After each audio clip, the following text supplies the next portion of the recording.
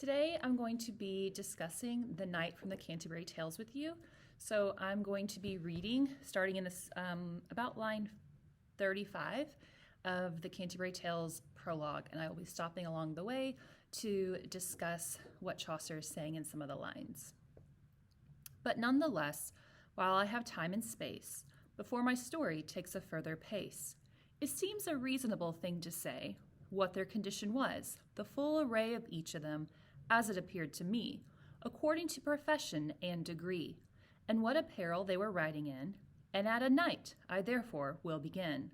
There was a knight, a most distinguished man, who from the day on which he first began to ride abroad had followed chivalry, truth, honor, generousness, and courtesy. He had done nobly in his sovereign's war, and ridden into battle, no man more, as well in Christian as in heathen places, and ever honored for his noble graces. So the first pilgrim that we are meeting is the knight. And so far the knight seems like a great guy. Chaucer describes him as having truth, honor, generousness, and courtesy. Okay. So far he seems as a knight should.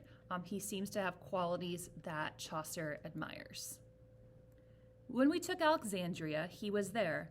He often sat at table in the chair of honor above all nations. When in Prussia, in Lithuania he had ridden, and Russia. No Christian man so often of his rank. When in Granada, Algeciras sank under assault, he had been there, and in North Africa, raiding Ben and Ren. In Anatolia he had been as well, and fought when Aias and Italia fell. For all along the Mediterranean coast, he'd embarked with many a noble host. In 15 mortal battles he had been, and jousted for our faith at Tressamen. Thrice in the lists and always killed his man. This same distinguished knight had led the van once with the Bey of Balat, doing work for him against another heathen Turk. He was of sovereign value in all eyes, and though so much distinguished, he was wise and in his bearing, modest as a maid.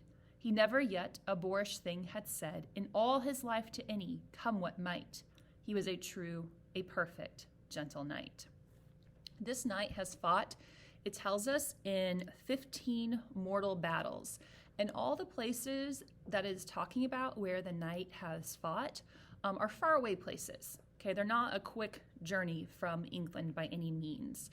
In fact, the footnote in the version that we are using for this class says about the cities that it has named that all the places named were scenes of conflict in which medieval Christians battled Muslims and other non-Christian peoples.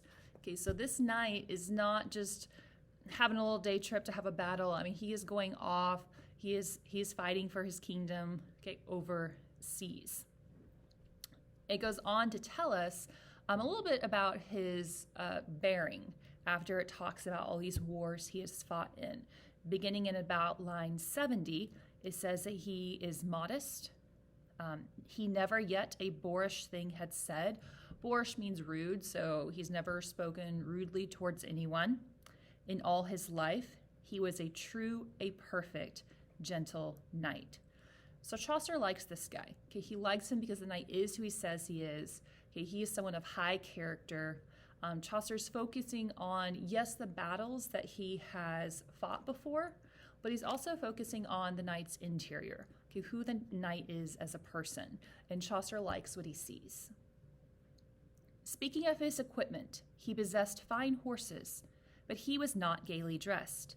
He wore a fustian tunic stained and dark, with smudges where his armor had left mark. Okay, so we get a little bit of a physical description of the knight, but not much. This is pretty much it. And it's talking about what the knight wore. It tells us that he was wearing a fustian tunic. Fustian is a very thick, durable, very practical kind of garment, okay, fabric. So this knight, he's not all about looking nice, okay, having these fancy clothing.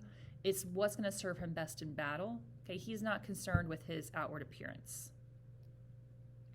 Just home from service, he had joined our ranks to do his pilgrimage and render thanks. Okay, this knight hasn't returned from these foreign battles and gone back and lived this life of luxury, and now he's going on a pilgrimage. I mean, he just got home, and he is going straight on this pilgrimage to Canterbury to give thanks for his safe return from these battles that he has fought in. So the knight is one of the very few characters that Chaucer actually likes and holds in high esteem.